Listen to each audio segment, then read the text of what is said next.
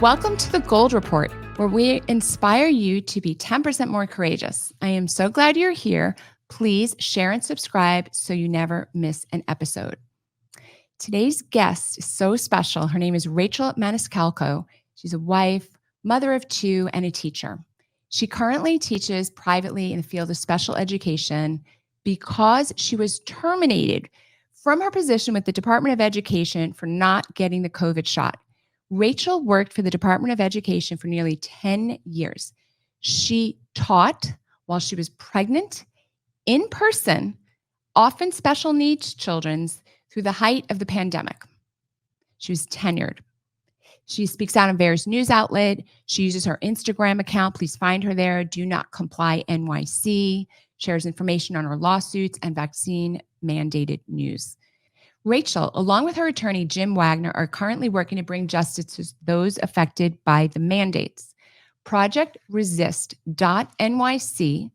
aims to hold elected politicians and bureaucrats accountable for the decisions that they made during COVID.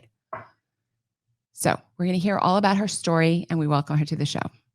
So I'm very happy to be sitting down today with Miss Rachel Maniscalco, who you just heard about, and I saw her clip on my social media, and I was incredibly impressed, and we just reached out, and I'm so glad that she can be with us today and share her story. You know, in the Gold Report, our goal is to encourage you in your own life to be a little bit more courageous, to do 10% more courageous action than you thought you were capable of. So we try to bring you people who've done exactly that, and I would say in this case, Rachel has done more than 10%. But welcome to the show, Rachel. Welcome to the Gold Report. Thank you so much. Thank you for having me. It's been a whirlwind few years. Even from the last speech, the city council speech was 2 minutes. It is one of many speeches I've done. And, you never know what's going to hit in such an influential way. And it has had more views on my Instagram, on Twitter. I actually just signed up. People don't call it Twitter. People call it X now, whatever. I say Twitter. I actually signed up. My friend Michael Caine, also a prominent leader in this movement, sent me your repost or post or however you say it. And that morning I said to myself, I need to be on this and we need to get in contact. So that was huge. So thank you for that. Thank you for bringing attention to this. Thank you for bringing attention to the fact that thousands of us have not gotten our jobs back. And I want to set the stage a little bit for people. So I don't talk about it that often. People know my father's a doctor, but actually my mom is a teacher. And so they both were incredibly influential in my life. I talk about it more because of my dad, because that's what I do.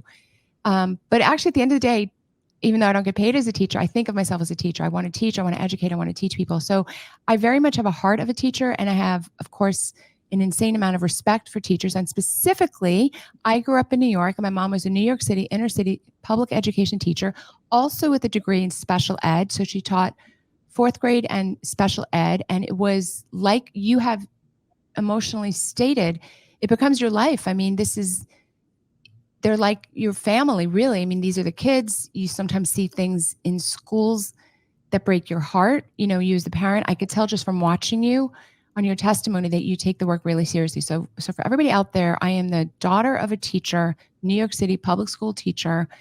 And what Rachel has done, which is really all of her career, was to advocate for the children and to do the best job possible for the kids. And then the system managed to throw away an excellent teacher. How many of you watching this now say to yourself, I've got kids and I wish they had an excellent teacher, right? Most of the teachers are not excellent. So here we have an excellent teacher.